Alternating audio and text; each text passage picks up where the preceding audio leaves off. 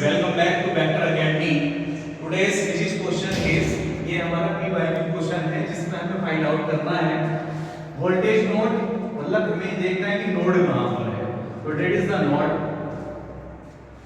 ठीक है, ये हमारे लिए नोड पॉइंट है। हमें यहाँ का वोल्टेज बताना है और ये फाइंड आउट करना है कि I1, I2, I3 जो है ये ब्रांचेस में जो करंट है उस करंट की वैल्यू कितनी होगी। ठीक है, तो इस क्वेश्चन को करने के लिए आइए देखते हैं कैसे करेंगे। यहाँ पर एक ग्राउंड पॉइंट है तो हमें पता है कि यहाँ का जो पोटेंशियल है वो जीरो पोटेंशियल है। इस पूरे वायर में कुछ भी करंट नहीं है तो यहाँ का पोटेंशियल भी जीरो पोटेंशियल होगा। सिमिलरली यहाँ का पोटेंशियल भी जीरो होगा। क्या मैं कह सकता हूँ कि यहाँ जीरो पोटेंशियल है तो यहाँ पोटेंशियल कितना होगा? क्योंकि पोटेंशियल डिफरेंस को 6 वोल्ट रखना है तो यहाँ का पोटेंशियल होगा, आंसर है 6 volt, because the potential difference is 6 volt. अब इस पॉइंट से इस पॉइंट तक इनका थोड़ा सा नोमेनक्लेचर कर लेते हैं। ए बी सी एंड यहाँ ऑलरेडी है डी एंड डी है। अब आप ये देखिएगा जो करंट फ्लो होती है वो higher potential to lower potential flow होती है।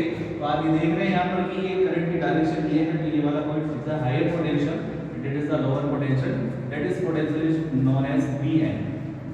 ठीक है, तो मैंने यहाँ से इक्वेशन लिखने की कोशिश की। हायर पोटेंशियल पर कौन है? आंसर है 6 वोल्ट माइनस Vn अपॉन इसका रजिस्टर कितना है? R मतलब 2। या आप डायरेक्टली यहाँ से कह सकते हैं सबसे पहले कि ये पकड़ो, तुम पकड़ो। किरचॉफ करंट लो यानी कि जंक्शन लो लगा लीजिए। इस जंक्शन पर आने वाली करंट है I1 और जंक्शन से जाने वाली है I3 और I2। तो मैं कह सकता हूँ कि I1 is equal to I3 plus I2। अब हमें I1 और I2 लिखने, I1, I2, I3 की वैल्यू देखनी है यहाँ पर। तो I1 की वैल्यू मुझे यहाँ से मिली है I1।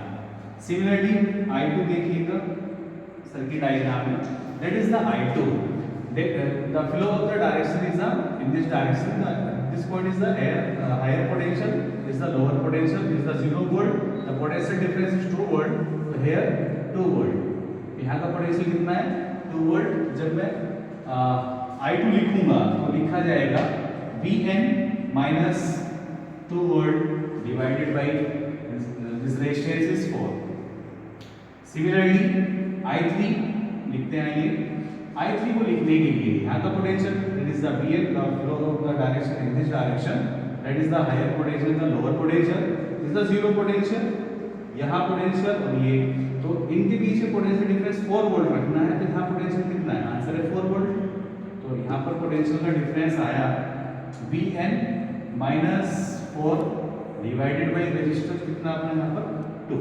तो मैंने इस सर्किट डायग्राम से I1, I2 और I3 की वैल्यू फाइंड कर ली है।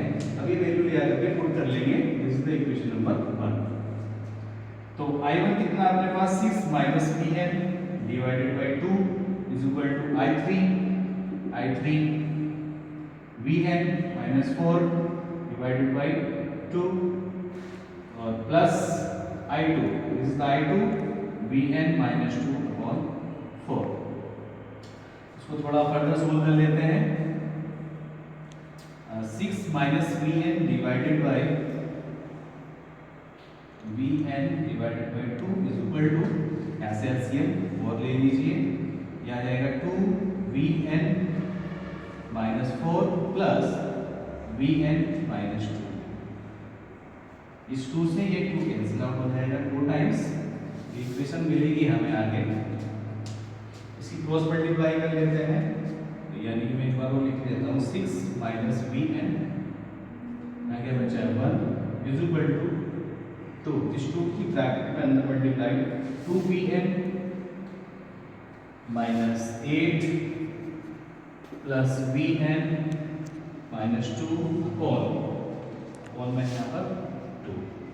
तो ये कितना हो जाएगा? 6 minus Vn upon 1 is equal to 2 Vn और Vn मतलब 3 Vn माइनस 8 माइनस 2 यानी कि माइनस 10 डिवाइडेड बाई 2 तो हो जाएगा 12 minus 2 Vn is equal to 3 Vn minus 10।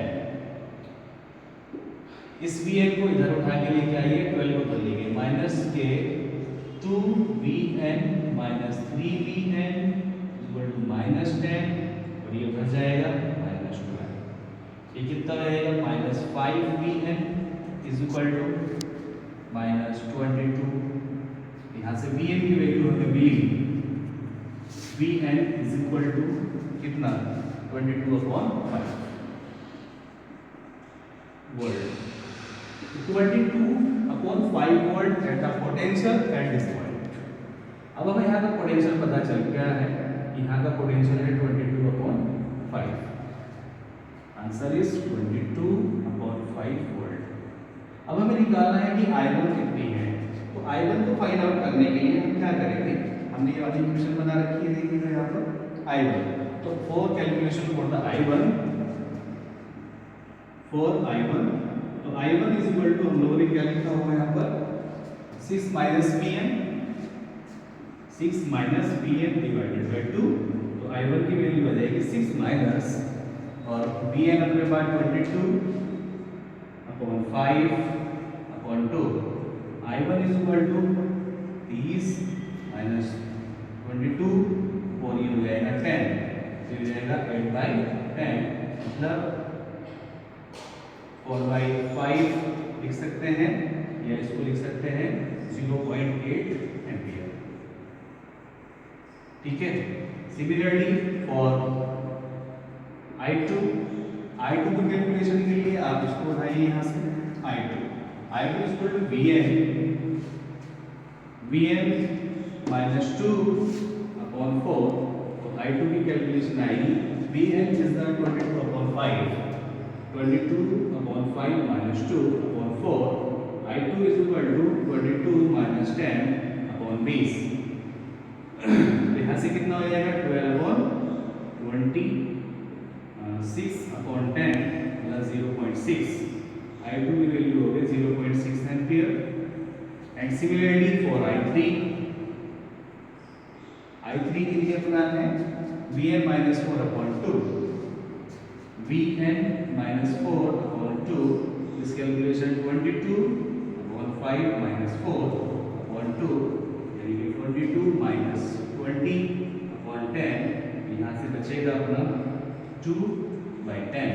तो I3 की वैल्यू आ जाएगी यहाँ से 0.2 एम्पियर।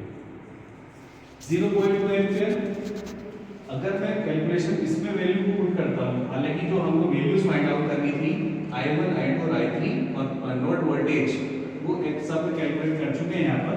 यानी कि I1 अपना कितना आया है 0.8 एम्पियर, I2 की जो कैलकुलेशन है 0.6 और जो I3 आया है 0.2। That is the demand of the question. I hope कि क्वेश्चन आपको समझ में आया होगा। ये PYQ क्वेश्चन है हमारा फिजिक्स क्लास